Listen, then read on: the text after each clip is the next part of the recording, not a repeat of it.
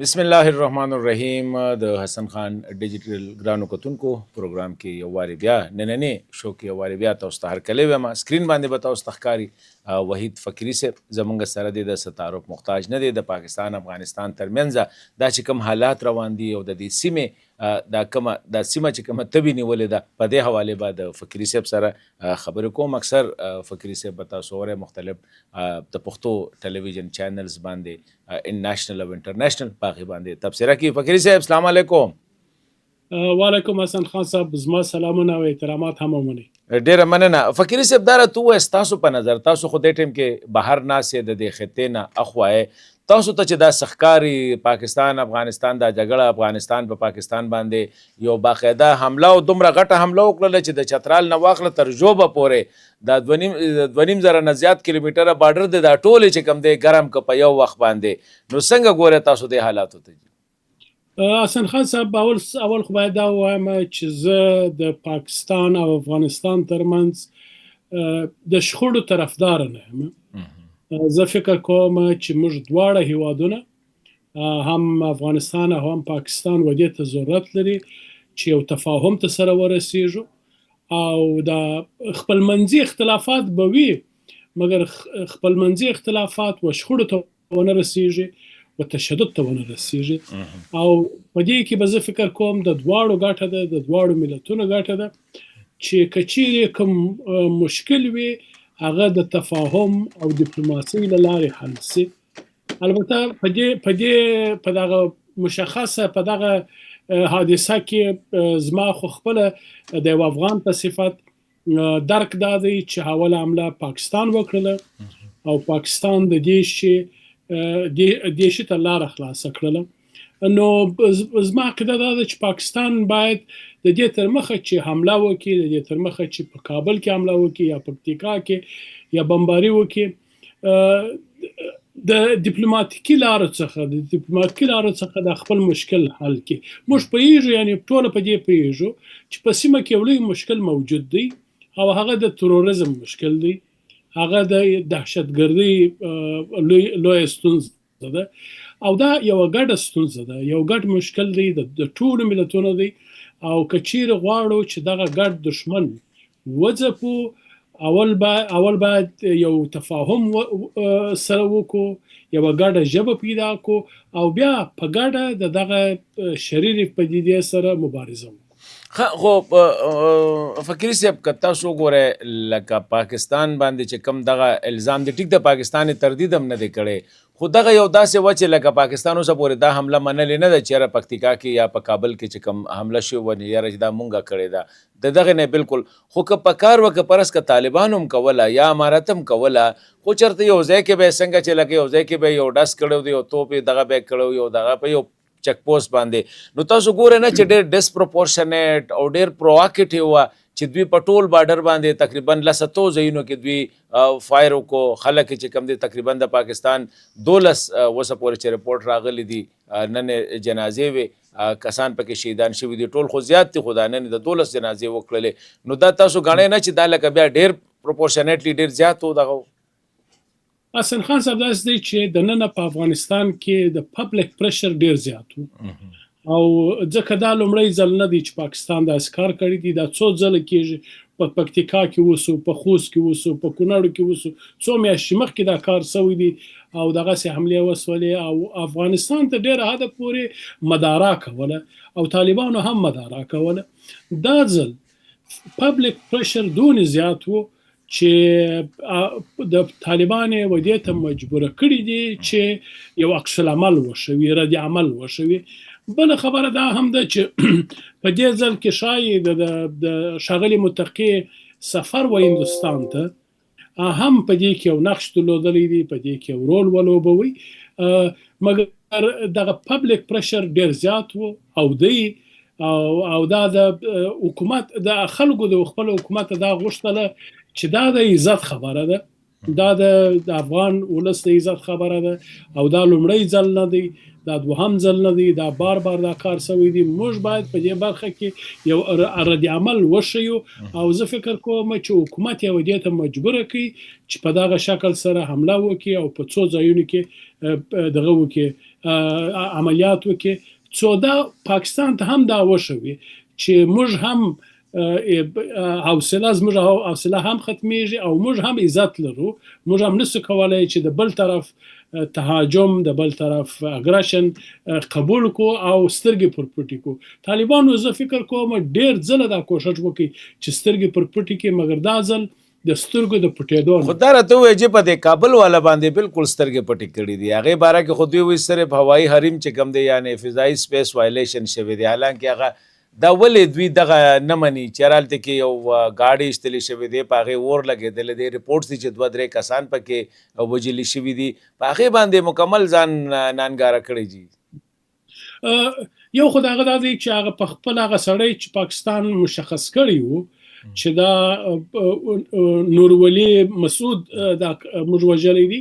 هغه څو ورځې وروسته خبرې هم راووتلې چې زه جوړ یم، زه روغ یم او زه هم په پښتونخوا کې اوس هم په پښتونخوا کې یم. یعنې او دغسې یو نوع ضد و نقیص شواهد و راپورونه راغلي دي. نو په دا خاطر او بل د هغه ځای څخه چې ما کم راپورونه لیدلي دي هم دا ښیي چې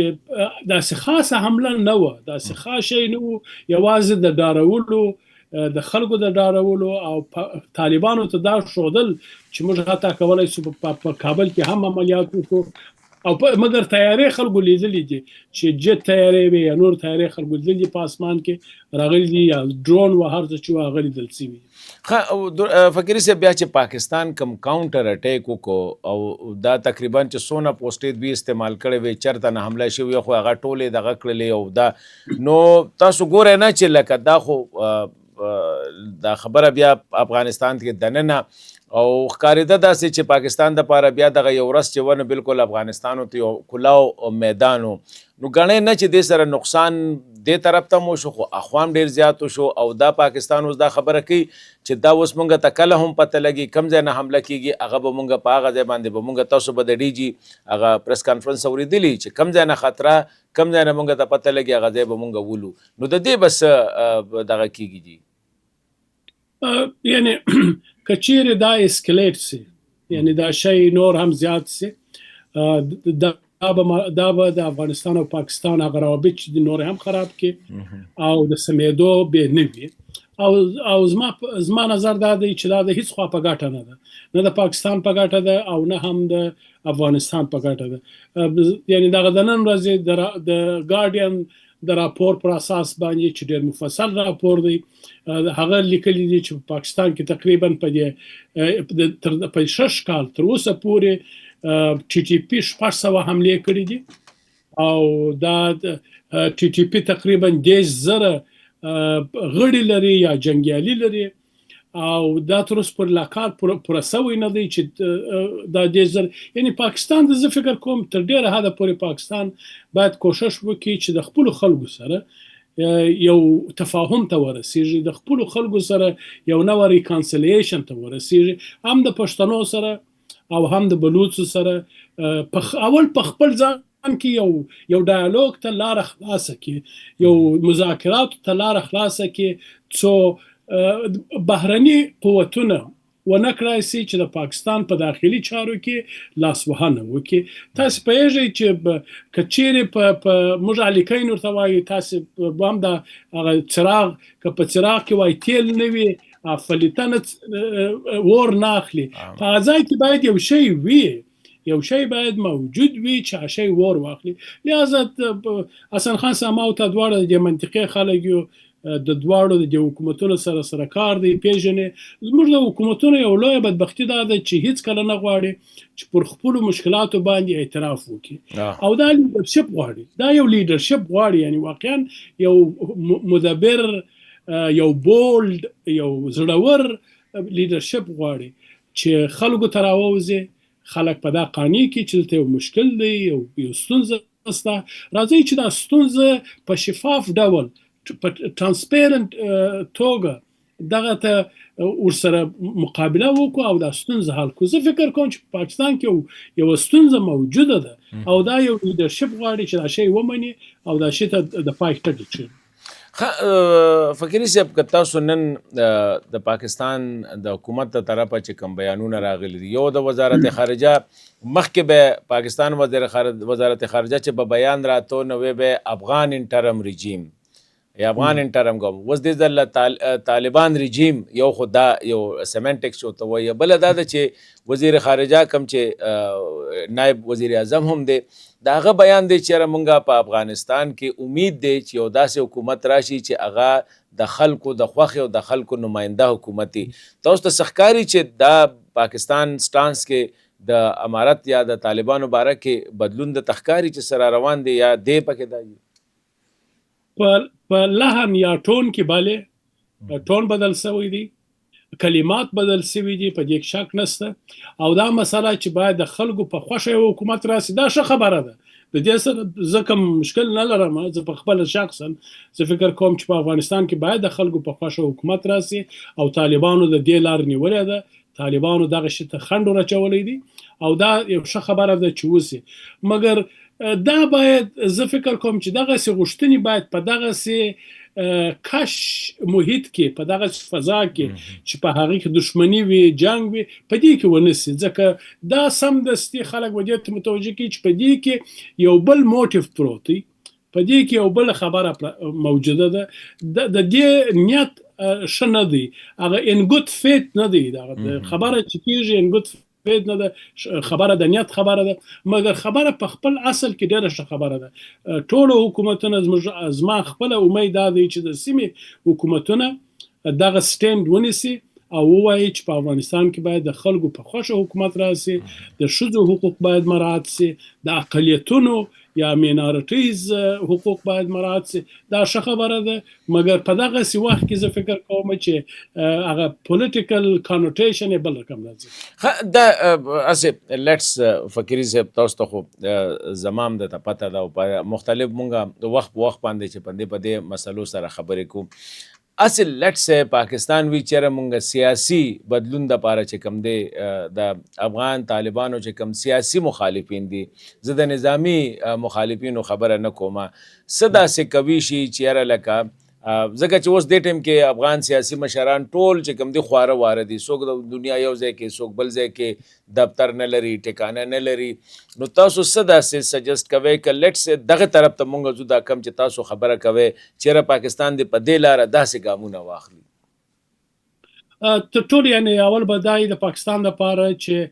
د دغه فضا څخه راووځو او بیا د افغانستان د هغه مدني ټولنو سره، د سیول سوسایټي ټولنو سره تماس ونیسي، د هغوی سره خبرې وکړي، د شخصیتونو سره خبرې وکړي او د هغوی په مشوره په ګډه د یو عمومي جرګې لپاره لار خلاص سي. البته دا یعنی د پاکستان سره زموږ روابط عموما دغه دي په تشنج کې وي،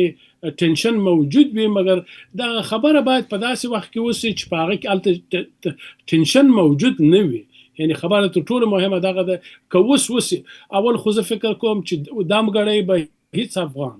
به دې ته حاضر نسي چې د پاکستان په دغه پروژه کې برخه واخلي، ځکه سمدستي پر هغه باندې الزام لګول کېږي چې ته د ایسای مزدور یې، ته د ایسای جاسوس یې،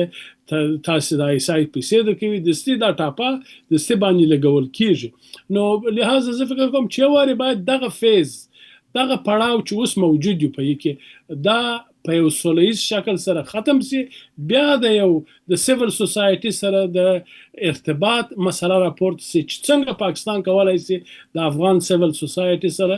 کومک وکړي، د افغان سیول سوسایټي سره ارتباط ونیسي او دا په ټولو پورې، یعنې یوازې نه پاکستان، ایران هم باید دا کار وکړي، هند هم باید کار وکړي،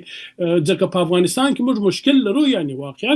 یو مهم مشکل سره طالبانو سره هغه دغه دی چې طالبان هیڅ نوع قانون نه مني، بې قانوني کوي، د ښځو حقوق نه مني، د مدني ټولنو حقوق نه مني او د دې سره موږ مخالف یو، مخالفت مخالفت کوو نن ورځ کې نه کوو په دې خاطر چې نن ورځ دا ټنج دي مګر سبا بیرته دا مخالفت پر خپل ځای دی او موږ د دې مخالفت څخه نه تیریږو. خو دا دی چې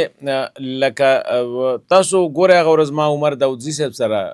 خبرې کولې کېدای شي که هغه مرکه تاسو اورېدلي هغه وایي چې یاره موږ تقریبا داسې شپېته سیاسي جهادي د مدني ټولنې او اتنیکي چې کوم نمایندګي دي موږ داسې یو ګروپ کړی دی او دا به موږ را روان دي سوده کې دا کېدای شي ویستلو ته ورسي. نو تاسو ګڼئ چې یو تحریک روان دی. زه په سیاسي فرنټ باندې خبره کوم ځکه زه خپل ذاتي طور باندې د نظامی او په افغانستان کې د بیا جګړې یا د اندروني جنگ دغه چې کوم دی زه وایم چې دغه په یو صورت نه ده پکاره. ډېر جګړې وشوې 50 کاله وشوې بس لږه د سیاسي بدلون لاره تاسو وینئ چې افغان هم را روان دي را دغه کېږي یو بل سره. بله یعنی په افغان جامعه کې په افغان ټولنه کې هغه چې بهر دي او دننه دي دغه کمبودي احساس موجود دی چې یو سیاسي بدیل نشته د طالبان په مقابل کې او یو دننه یو انټرنل پرشر هم نشته منظم پرشر پر طالبان باندې نشته چې طالبان دغه اوسنی سیاسي تګلاره چې اخیسته ده دغه څخه راوګرځوي طالبان اصلاح کې ځکه افغانستان نشي کولای چې په دغه انزوا کې په دغه آیسولیشن کې ژوند وکړي. دا نه د افغانستان په ګټه دی نه د سیمې په ګټه دی او نه هم زموږ یعنی د خلکو د پښتنو خصوصا د پښتنو په ګټه نه دی چې موږ د جهان څخه منزوي او آیسولیټ یو. دا درک موجود دی صرف یو شی چې دی چې تر اوسه پورې دغسې یو چتر نه دی پیدا شوی یو غټ چتر یو غټ امبریلا داسې نه دی پیدا شوی چې دا ټوله پکښې راټول کړي او ټولو ته یو واحد غږ ورکړي یو غږ ورکړي یونیفای کړي وحدت راولي او پر طالبانو باندې له دننه څخه فشار واچي. زه په خپله هم د دې ملاتړ یم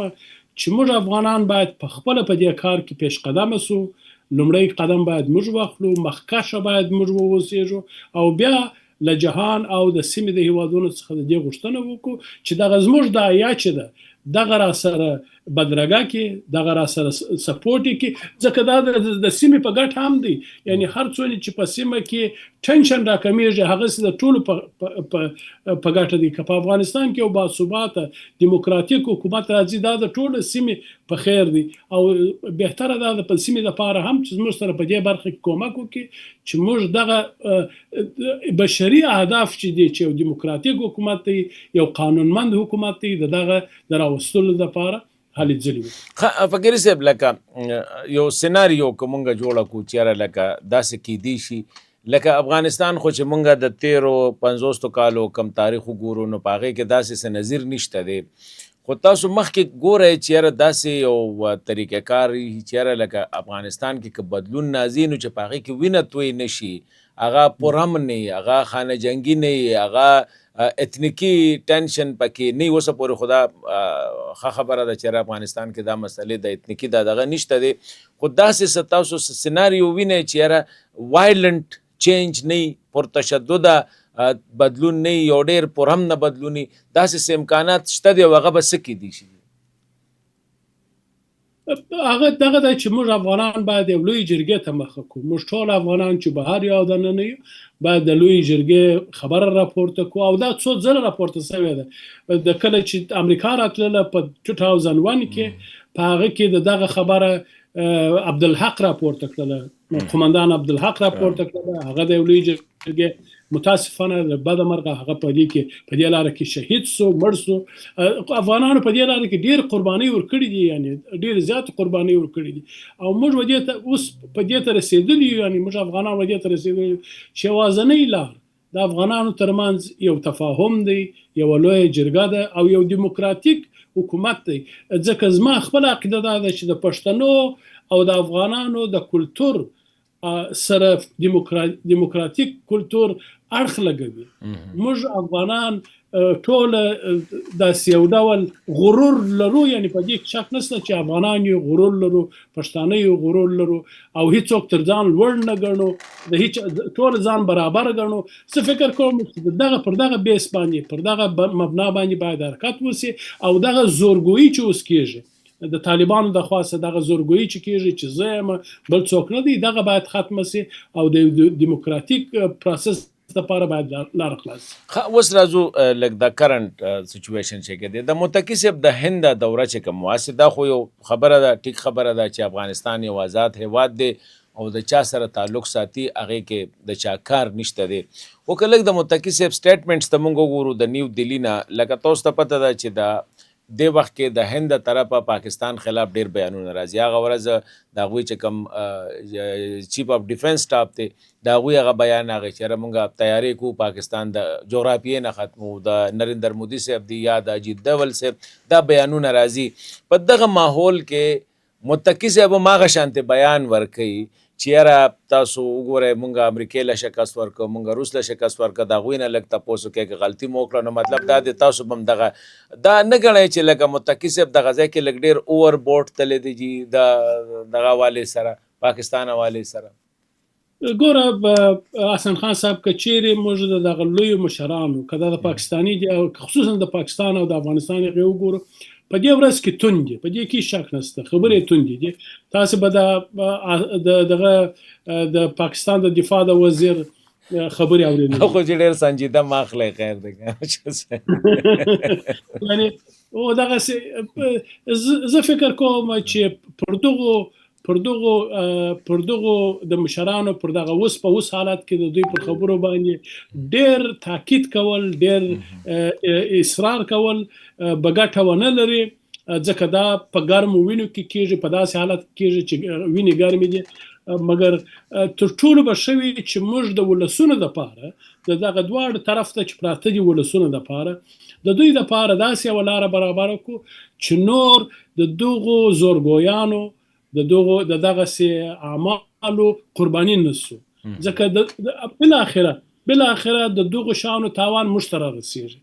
دغه خلکو ته ورسېږي چې دلته پراته دي او موږ هم باید په دې کې خپل دغه رول ولوبو او دې خلکو ته ووایو چې موږ سره نورې لوبې ونه کړي زموږ د احساساتو سره لوبې ونه کړي موږ یو خلک یو زموږ ګټې یو دي موږ یو د بل په درد باندې ځورېږو راځئ چې او داسې لاره پیدا کړو چې د خپل مشکلات په تفاهم حل کړو په خبره یې حل کړو راځئ چې د یو بل سره کښېنو. فقیري صاحب دا تاسو چې دا کومه خبره کوئ دا که تاسو د هر پاکستاني سره ملاو شي هم دغه خبره کوي که د هر افغان سره ملاو شي هم دا بشمول سیاسی نظامی او سماجی دا ټول هم دغه خبره کوي چې موږ له ناسته پکار ده موږ یو بل هر څه سره زمونږ شریک دی زمونږ خبره غرونه هم شریک مخبرې هم شریک هر څه شریک موږ له دغه که ته په افغانستان کې هم هر چا سره کښېنې که په شمال سره کښېنې که جنوب سره کښېنې هم دا خبرې کوي خو په عملي طور باندې دا کېږي نه. مثلا دا ده چې موږ باید دغه عملي لارې غوره کړو موږ باید یو داسې میکانیزم پیدا کړو چې څنګه دغه شی عملي کړو پراکټیکل ته ورواچو څنګه پراکټیس ته دا شی ورواچو یعنی دغه احساس موجود دی حسن خان صاحب دا احساس په دواړو خواو کې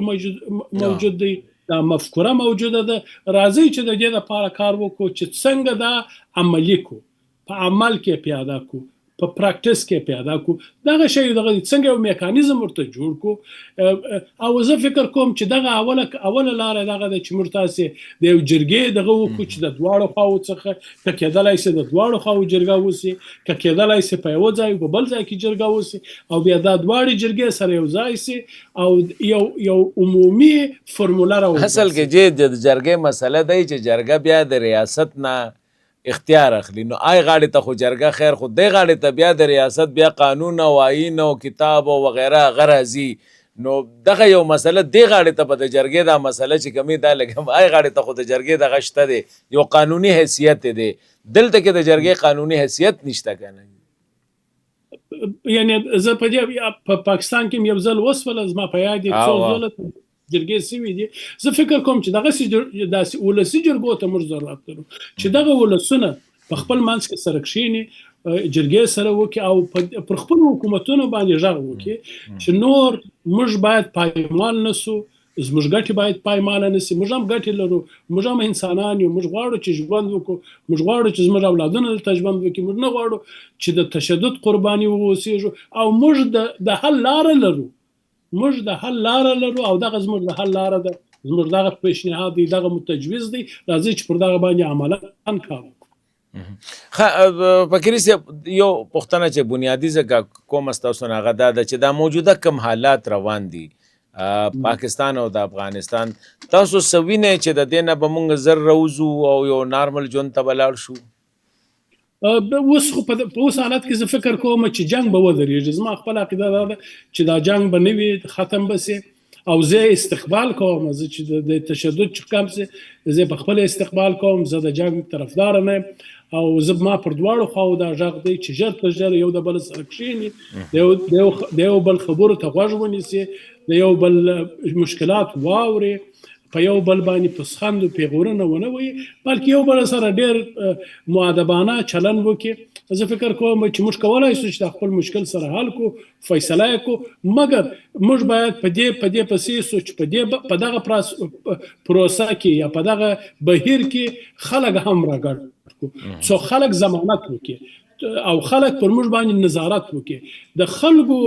ونډه ډیره مهمه ده حسن خان صاحب، چې خلک په دغه پروسه کې شامل وي او داسې یوازې حکومتونو ته پرېنږدو، ځکه د حکومتونو هغې یو ورځ پخلا وي بله ورځ خوابه سره. دا ولسونه دي چې کېدلی شي چې تل د پخلاینې دپاره کار وکړي. دا پاکستان تاسو به دا خبرونه اوریدلی چې یاره یو ډیلیګیشن دوی ویل چې یاره دې ځای نه به ځي، او هغه ما په خیال ما